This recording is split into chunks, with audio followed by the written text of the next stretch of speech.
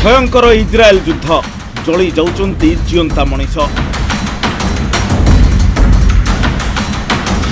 Hamas Hezbollah पाखरे गुप्त हथियार एंट्री करिब 22 मुस्लिम देश।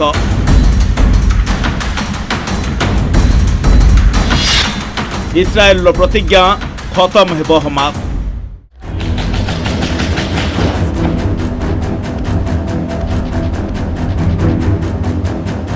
इज्राएल हमास युद्ध को सप्ताह पूरिला। सप्ताह मध्य ये हूँ गाजा स्ट्रिप्र चित्र। सबकि ध्वस्त विध्वस्त, सबकि धराशायी। अनेक जीवन गलाणी, अनेक आहत भी होइछन्ति। हेले युद्ध सरिनी, आहुरी रहिछि अनेक बाकी। एबे भी जारी रहिछि इज्राएल पक्षरु रॉकेट और बोमा माड़।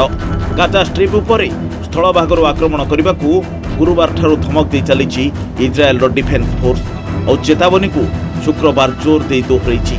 गाजारे थिबा साधारण जनता खूब शीघ्र दक्षिण भाग को चली जावाकू धमक देइछि इज्राएली सेना। आतंक केवल आज 7 दिन भीतर आरंभ हेनी, यह बहुत वर्ष हेलाणी चली आसिलाणी। जद्वारा आमे एया भी सुनिबा को पाउछे जे अरब राष्ट्र माने परस्पर को माने इज्राएल पैलेस्टाइन अरब राष्ट्र माने परस्पर को गोटे हिंसार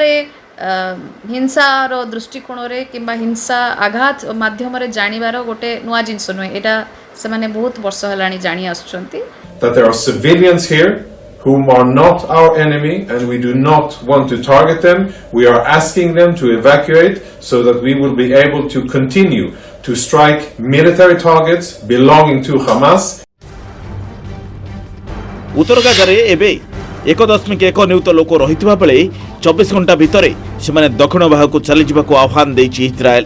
तेबे काहिंकी 6 दिन परे इज्राएल सेनार मने पड़िला साधारण निरीह जनतांक कथा। काहिंकी मने पड़िला निरीह शिशुंक कथा। आईडीएफ रो कहिबा कथा उत्तर गाजारे ही सुडंगरे लुचिछंती हमास आतंकवादी। हमास मुख्य मोहम्मद डेफ मध्य सेठरे लुचिथिबा आशंका करुछि इज्राएली सेना। ग्राउंड अटैक रे इज्राएली सेना हमास सदस्यों को निपात करने को लक्ष्य रखिथिबारु उत्तर गाजा खाली करने को कहिछि इज्राएली सेना। उत्तर गाजारे किछि जातिसंघ अधिकारी मध्य अछंती। इज्राएल रो बोमा और रॉकेट माड़े अनेक घरद्वार ध्वंसस्तूपे परिणत हो सारिथिबा बेले स्कूल और डाक्तरखाना रे लोके आश्रय नैछंती। तेबे उत्तर गाजा खाली करबा असंभव बोली कहिछि जातिसंघ। इज्राएली सेना तुरंत तार निर्देश प्रत्याहार करने को कहिछि जातिसंघ। ये युद्ध बा मिलिटरी एक्सरसाइज आरंभ हुए ताहले अधिक लोकों को क्षयक्षति हेबो। सेथिपाई इज्राएल सेना कहूची जे नॉर्थ गाजा को खाली कर, किंतु हमास कहूची किसी भय करिवार नाही, आमे अच्छु आपण केही खाली करंतु नाही। दार फलस्वरूप आपण देखंतु जे वर्तमान मिलिटरी एक्सरसाइज आरंभ बा पूर्वरु आपणकर टिके देखैबा को चाहिबे जे किभଳି भाबरे वर्तमान आरंभ होईची। एठी आपण देखि पारुथुबे किभଳି भाबरे वर्तमान टैंक गुडिक वर्तमान मुतयन हे रहिछथि बॉर्डर एरिया रे।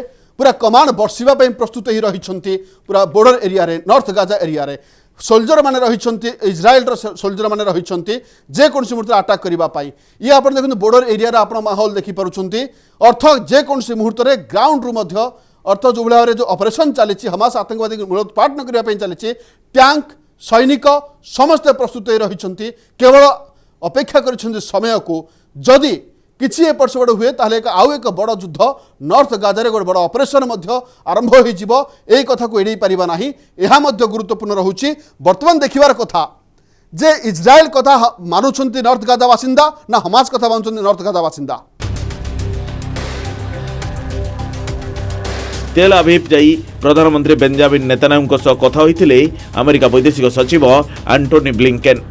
आलोचना समय प्रधानमंत्री नेतान्याहू वैदेशिक सचिव ब्लिंकेन को हमास बर्बरता बाबद सूचना देते। हमास आतंकवादी किभଳି इज्राएल छोट पिला गुली कर हत्या करिछि, इज्राएली सैनिकों को गला काटी हत्या करिछि, से सबुर फोटो देखाइथिले नेतान्याहू, जहाकू निहाती बर्बरता एवं निष्ठुरता बोली कहते ब्लिंकेन। इज्राएल और इज्राएल नागरिकों समर्थन रे अमेरिका प्रथम छिड़ा होइछि एवं आग को मध्य छिड़ा होइतिबो बोली कहते अमेरिकार वैदेशिक सचिव।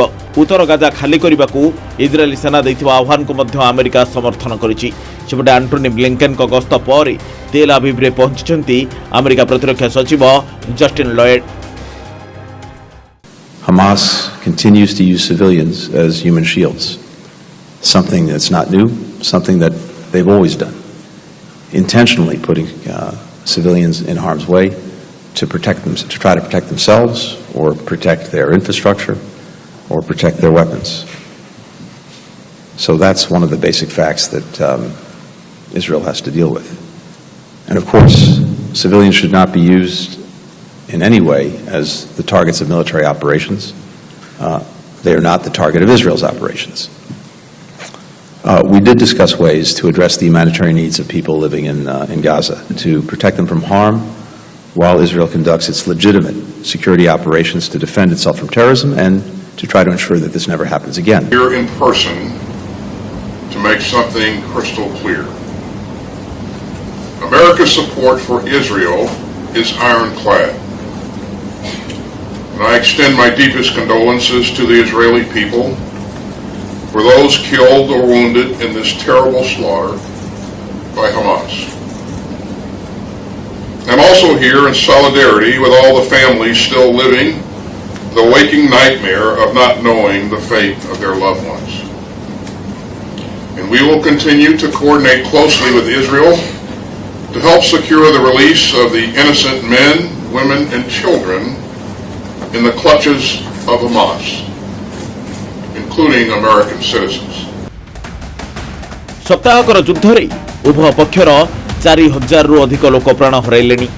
ହମାସ ଆକ୍ରମଣରେ ଇସ୍ରାଏଲର ଅତି କମ୍ରେ 1,300 ଲୋକ ପ୍ରାଣ ହରାଇଥିବା ବେଳେ ଇସ୍ରାଏଲି ସେନାର ରକେଟ୍ ଓ ବୋମା ମାଡ଼ରେ ଗାଜାରେ 1,400 ଲୋକଙ୍କ ଜୀବନ ଯାଇଛି।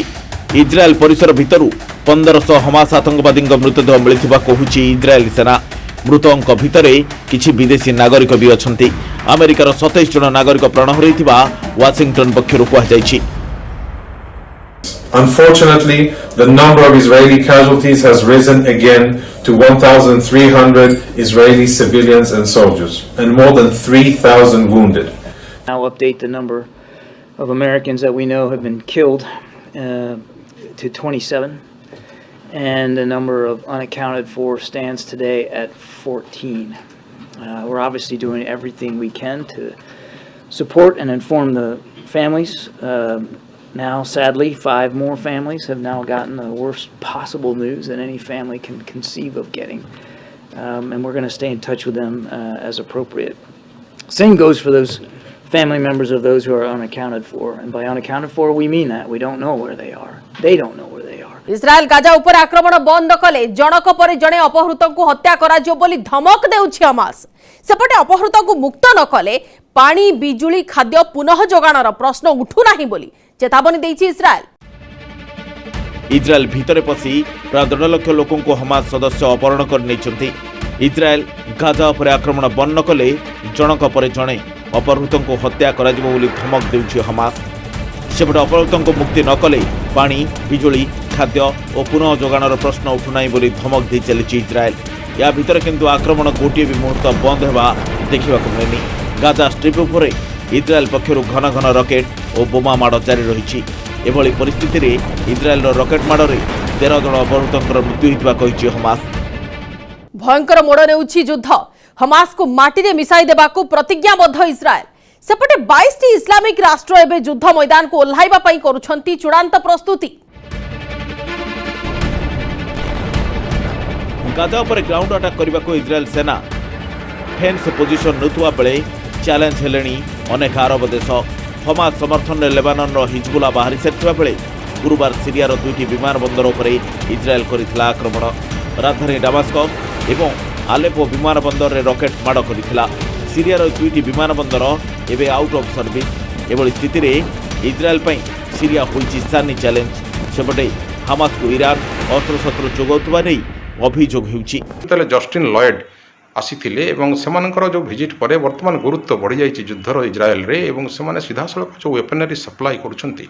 एपटे हमास जो गाजारो सीधासलख किडनैप करनउछि आपनकर इज्राएल रे थिबा छोट छोट शिशु कोंतु महिला कोंतु एवं ताको जो बर्बरता जो ब्रुटालिटी देखा जाउछि एथिरे निहाती इज्राएल क्रोधान्वित हवा स्वाभाविक एवं युद्धर परिस्थिति वर्तमान आहुरी भयंकर हवा मध्ये आशा करा जाउछि।